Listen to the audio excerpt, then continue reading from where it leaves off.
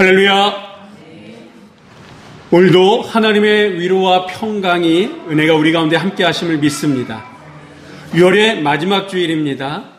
누군가는 벌써 반년이 지났다며 아쉬워할 수도 있지만 저는 오늘 여러분과 함께 이 자리에서 예배드린다라고 하는 이 사실 하나에 얼마나 크게 감사한지 모르겠습니다.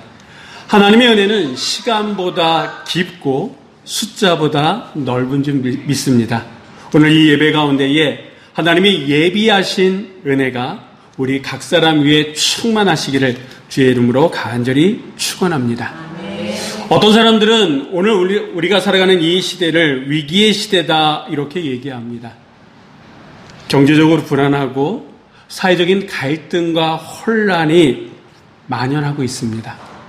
영적으로도 하나님의 뜻에 멀어진 일들이 빈번하게 일어나다 보니까 우리는 더 혼란스럽습니다.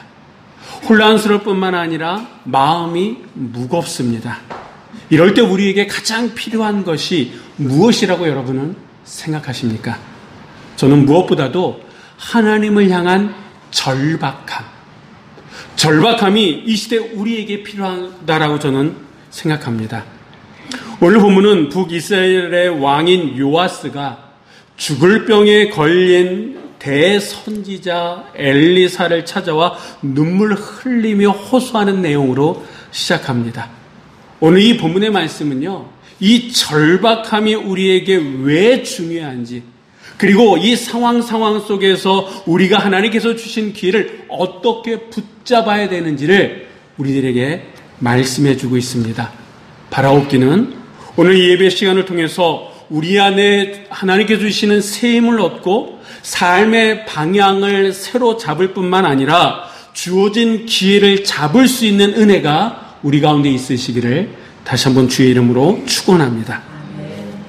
당시 북이스라엘이라고 하는 나라는요, 총체적인 위기 상황에 놓여 있었습니다. 영적으로는 계속해서 우상 숭배와 악한 왕들의 통치로 인해 가지고 하나님의 심판이 이미 이 북이스라엘 가운데 있었습니다.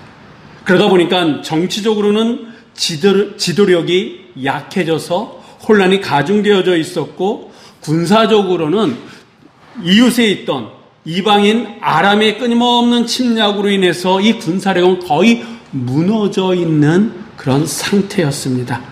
여러분, 어디를 봐도 소망은 없다라고 하는 거예요. 점점 나라는 무너져 내려가고 있고, 그러므로 말미암아 백성들은 두려움과 불안 속에 살아가고 있는 그런 상황이었습니다. 이때에 이제 왕인 요아스가 엘리사를 찾아오게 됩니다. 자, 우리 한번 14절 말씀 우리 한번 다 같이 읽어보도록 하겠습니다. 이스라엘 왕 요아스가 그에게 은혜와 자기 얼굴에 눈물을 흘리며 이르되 내 아버지여 이스라엘의 병거와 마병이여 하네. 아멘. 여러분, 지금 이 요아스 왕이 엘리사를 찾아왔습니다. 근데 이 엘리사는 어떤 사람입니까? 엘리야의 뒤를 이어가지고 하나님의 부르심을 받은 선지자로서 지금까지 사역하면서 정말 셀 수 없는 수많은 이적과 기적을 이스라엘 백성들에게 보여줬던 말 그대로 대선지자다라고 하는 거예요. 그런데 이렇게 큰 이적과 기적 하나님의 귀하게 쓰임받았던 이 대선지자도 나이가 들고 병들게 되었고 이제는 무엇을 앞두고 있습니까? 죽음을 앞두고 있다라고 하는 거예요. 아무리 하나님 앞에 귀하게 쓰임받은 사람이라 할지라도 나이가 들면서 자연스럽게 찾아오는 이 육신의 연약함은 피할 수 없다라고 하는 거예요. 우리 인간의 한계다라고 하는 거예요.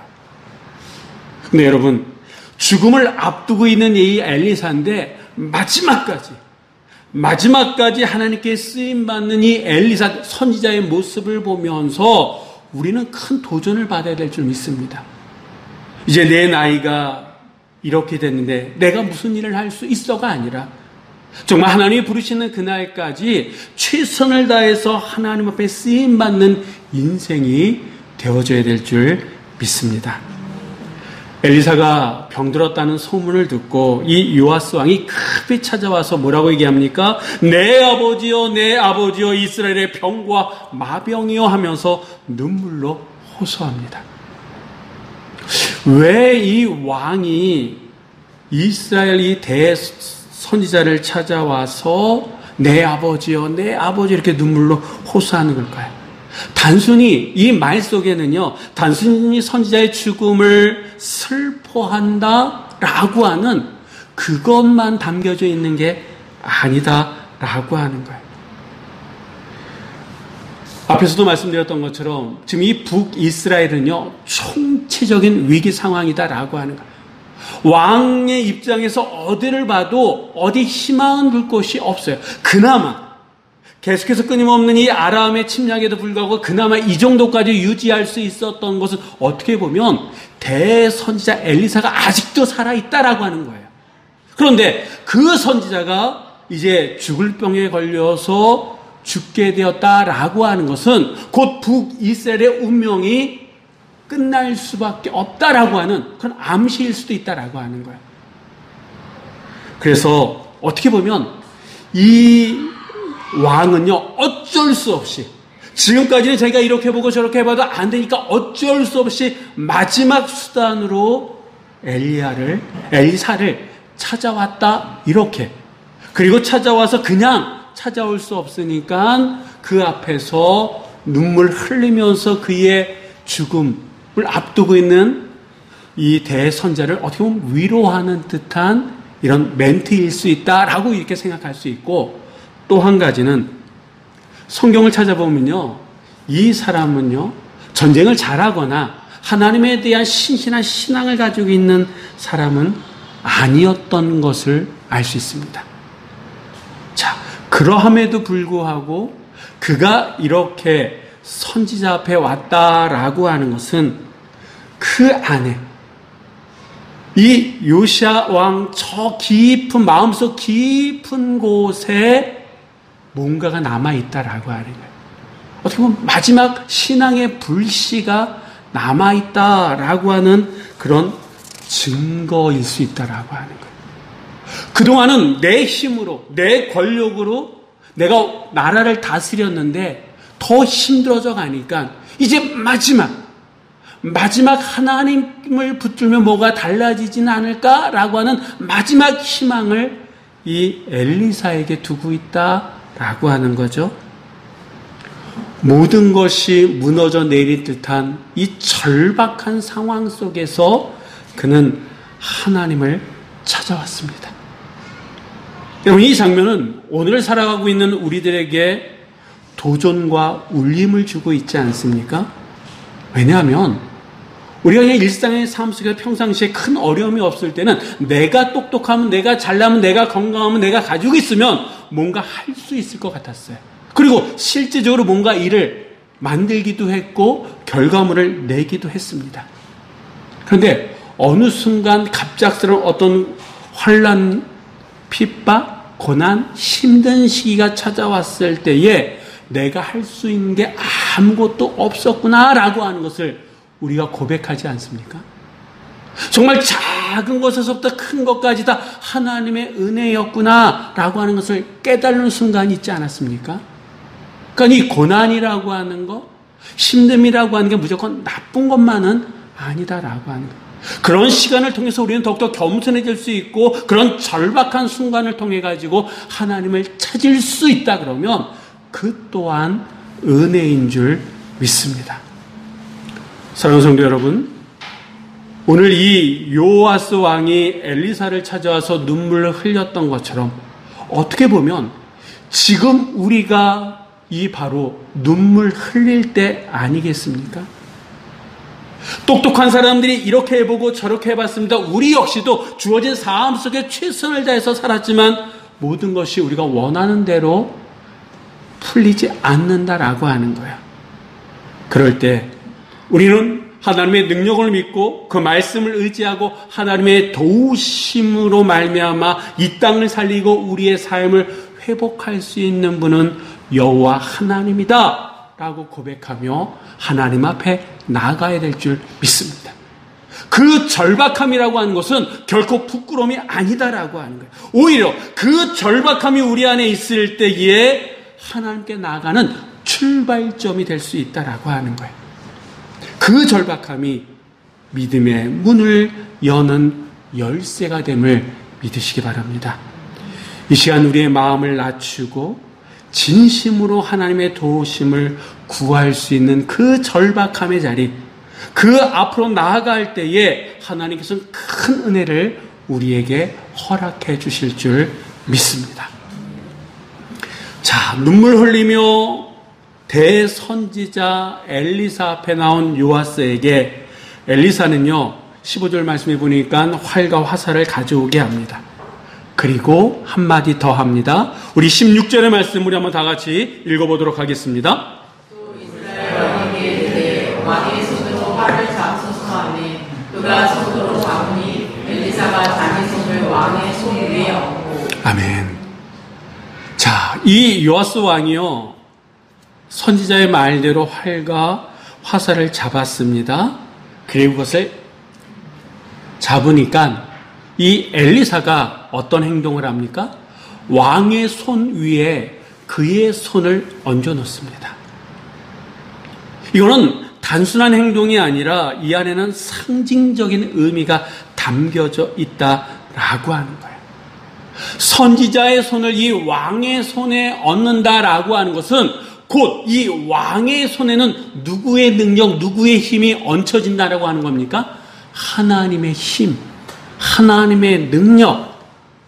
지금 왕이 잡은 이 활과 화살에 하나님의 능력이 실려져 있습니다. 이런 의미가 담겨져 있다라고 하는 거예요. 그러니 더 이상 두려워하지 마십시오.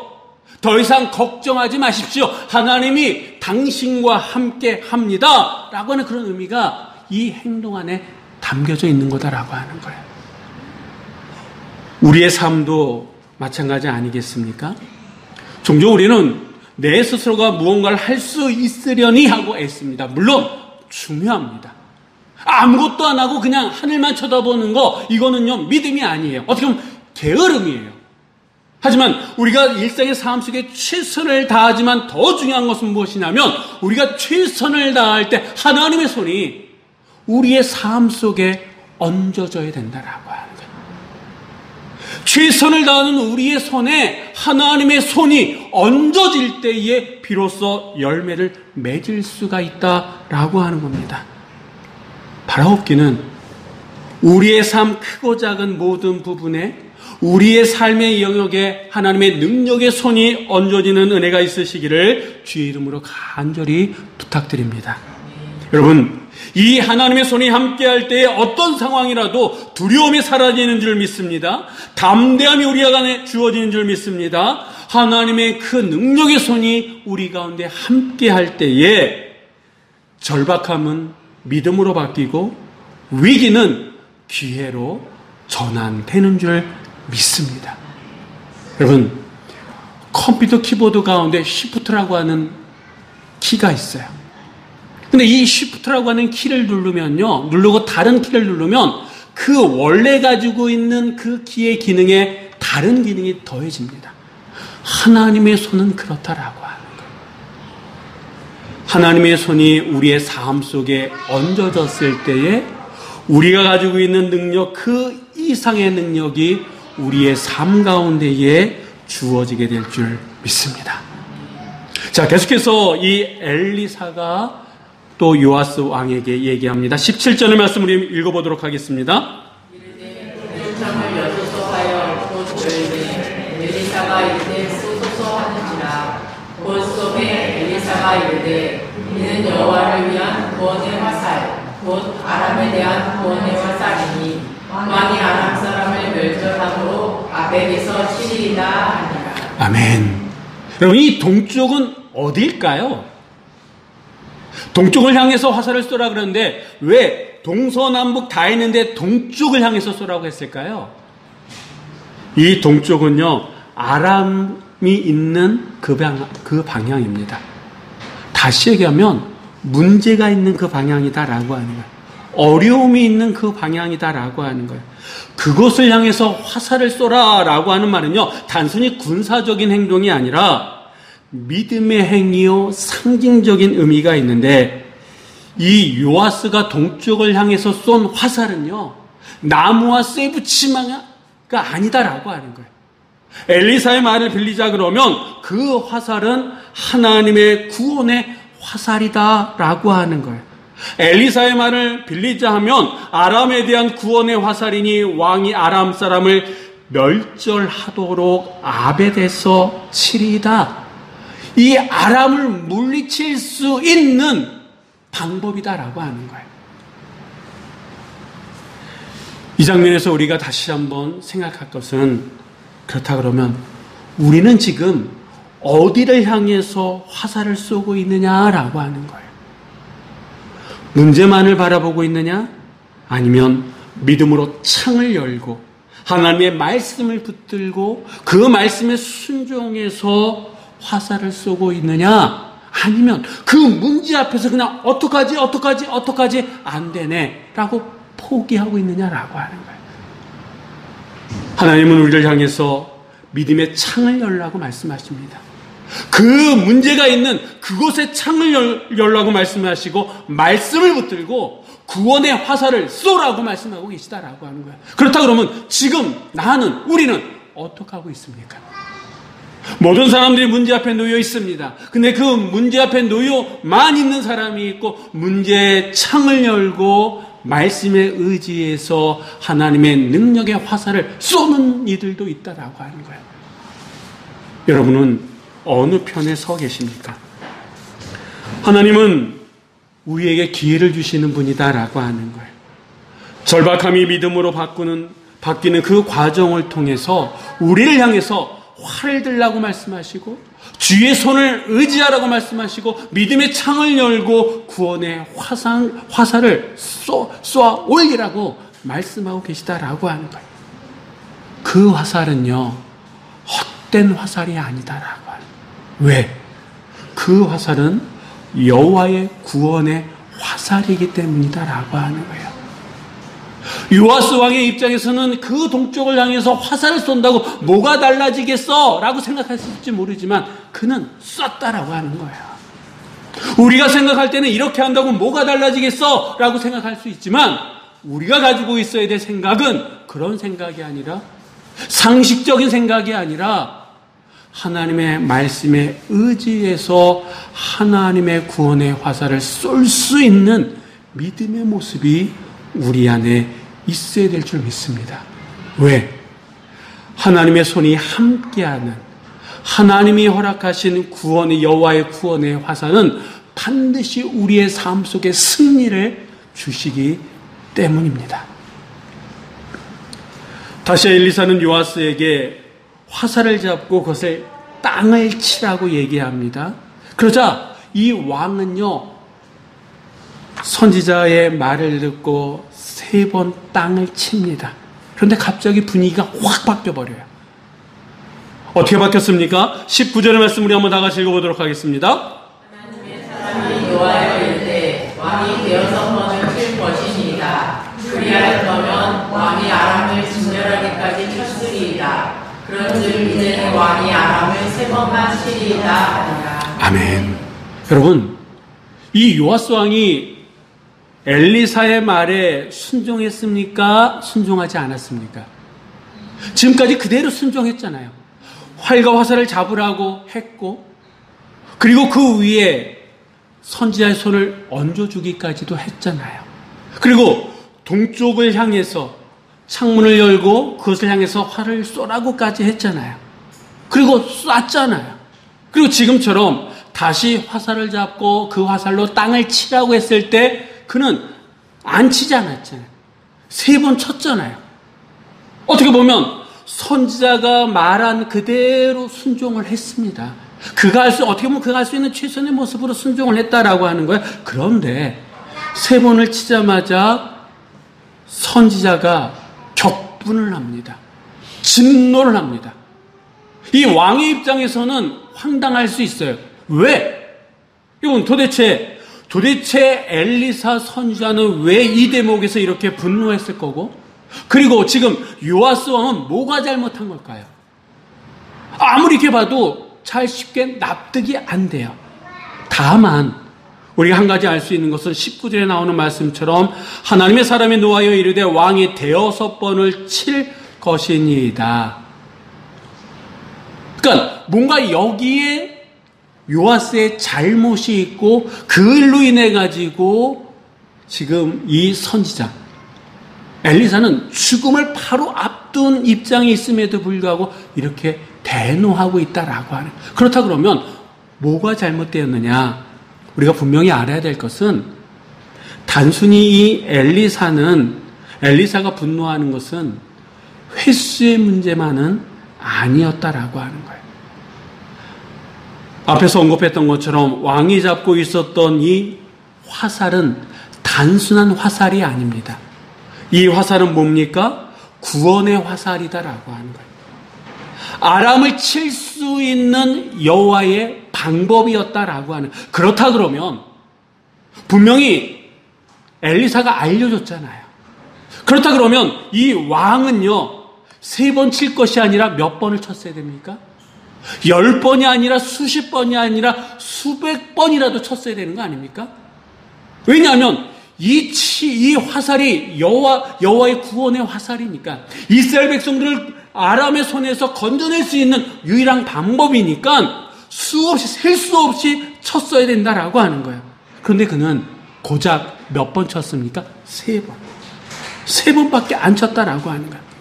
이 3번이라고 하는 이 숫자는 이 요아스의 마음, 하나님의 말씀에 대한 태도를 고스란히 보여주는 건데, 하나님께서는 이 요아스에게 기회를 주셨음에도 불구하고 이 요아스는 그 기회를 소극적인 태도로, 안일한 태도로, 간절함이 없는, 절박함이 없는 태도를 보였다라고 하는. 그는 왕이잖아요. 한나라의 운명을 좌우할 수 있는 왕이잖아요. 지금 이 이스라엘이 총체적인 난국에 빠져 있다라고 하는 누구보다도 잘 알고 있잖아요. 근데 대선지자, 죽음을 앞두고 있는 이 선지자가 이 화살은 여호와의 구원의 화살이다, 아람을 칠 수 있는 하나님의 방법이다라고 얘기했다 그러면 그가 이해하지는 못해도 이것이 하나님의 뜻이구나 했으면 셀 수 없을 정도로 쳤어야 했음에도 불구하고 그는 절박함이 없었다라고 해요. 그리고 하라고 하니까, 시키니까 이 정도 하면 됐지라고 하는 그런 안일한 모습을 보였다라고 하는 거예요.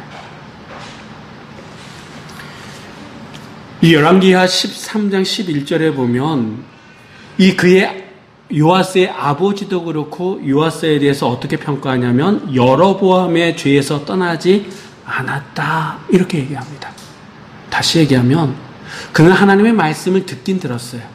그런데 그 말씀의 무게를 충분히 받아들일 수 있는 믿음은 없었다라고 하는 거예요. 그러다 보니까 그저 시키는 대로 그냥 신용만 했다라고 하는 거예요. 근데 여러분, 겉으로는 순종했지만 그 마음 깊은 곳에서는 순종한 거예요, 안 순종한 거예요? 순종하지 않았다라고 하는 거예요. 그래도 하나님께서는 그에게 3번 쳤으니까 3번에 승리할 수 있는 기회를 주셨습니다. 만약에 더 쳤었다 그러면 완전히 아람을 물리칠 수 있었는데 그의 이 부분적인 순종으로 말미암아 완전한 승리를 얻지 못했다라고 하는 거예요.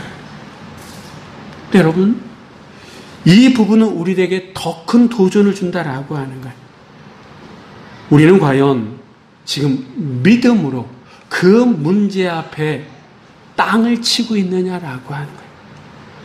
그 문제를 해결할 수 있는 하나님께서 기회를 주셨는데 그 기회 앞에 우리는 어떤 모습을 취하고 있느냐라고 하는 거예요. 이 요아스처럼 3번 대충 치고 나는 최선을 다했어, 나는 기도하고 있어, 나는 최선을 다해서 하나님을 섬기고 있어 라고 그냥 있지는 않느냐라고 하는 거예요.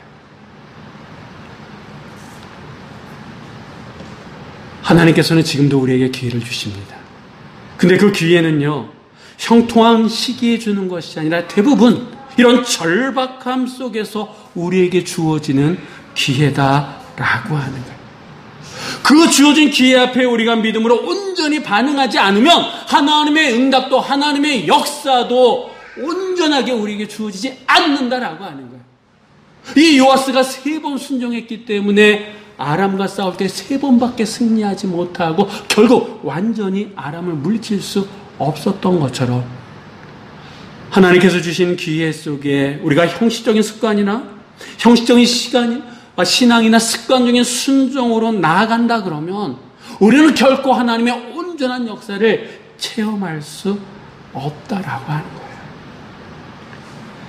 간절함이 우리 신앙의 문을 열고 믿음의 행동이 하나님의 놀라운 역사를 이끌어 가심을 여러분 믿으시기 바랍니다. 주님께서 주셨던 그 기회를 우리가 정말 끝까지 그냥 몇 번 하는 것으로 끝나는 것이 아니라 끝까지 순종하며 나아갈 때에 하나님의 역사는 우리의 현실이 되어지고 우리는 믿음의 사람으로 하나님 앞에 서게 될 줄 믿으시기 바랍니다. 사랑하는 성도 여러분, 하나님께서 오늘도 우리에게 기회를 주셨다라고 하는 거예요. 지금 이 자리에 앉아있는 우리 어린아이서부터 청년들, 어른들에 이르기까지 분명히 하나님께서는 우리에게 기회를 주셨습니다. 그 기회라고 하는 것은 절박함 속에 주어진 믿음의 기회다라고 하는 거예요. 문제는 하나님께서 주신 그 기회를 우리가 어떻게 붙들고 있느냐라고 하는 거 아니겠습니까? 요아스는 선지자 앞에 나는 최선을 다해서 했습니다 라고 항변했을지 모릅니다. 그런데 선지자 보기에 하나님 보시기에 이건 최선이 아니었다라고 부분적인 순종이었고 부분적인 헌신에 지나지 않았다라고 하는 겁니다. 그렇게 나는 최선을 다했습니다 라고 항변하는 그 자리에 쓰시겠습니까? 아니면 절박함을 가지고 하나님께서 그 일을 이루시기까지 셀 수 없이 땅을 치며 하나님의 그 때를 기다리며 기다리시겠습니까? 하나님께서 우리에게 주신 그 기회는요, 여호와의 구원의 화살이다라고 하는 거예요. 우리가 끝까지 붙들고 지키만 하면 반드시 응답이 주어지는 하나님의 구원의 역사요, 하나님이 우리에게 응답해 주시는 놀라운 승리의 길을 갈 수 있는 그 지름길이다라고 하는 거예요. 지금도 하나님 우리와 함께 하시는 줄 믿습니다. 하나님께서 함께 하시기 때문에 우리는 활을 잡고 창을 열고 믿음의 화살을 쏘아야 될 줄 믿습니다. 우리의 이 작은 순종이 하나님의 역사를 이루어 가신 줄 믿어야 될 줄 믿습니다. 여러분, 지금 우리에게 필요한 것은 무엇이라고요? 절박함. 하나님의 도우심을 구할 수 있는 절박함. 그 하나님께서 주시는 그 기회를 붙들 수 있는, 끝까지 붙들 수 있는 절박함. 그 절박함의 믿음이 우리 안에 있을 때에 우리의 삶은 지금이라도 달라질 줄 믿습니다.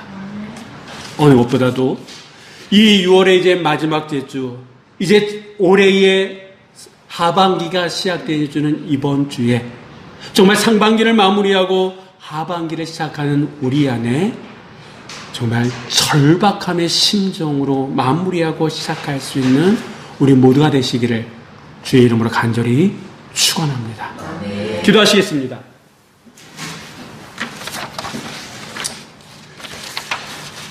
거룩하신 하나님 아버지, 오늘도 말씀으로 저희를 깨워주시고 절박함 속에서 믿음으로 나가게 하심에 감사드립니다. 요아스 왕처럼 무너진 현실 앞에서 하나님의 손길을 구하는 저희가 되게 하시고 엘리사 위에 손을 얹으셨던 주님의 손이 오늘 저희의 삶에도 함께 하시기를 간절히 구합니다. 주님, 저희가 문제만 바라보지 않게 하시고 믿음의 창을 열고 여호와의 구원의 화살을 담대히 쏘는 자가 되게 하여 주시옵소서.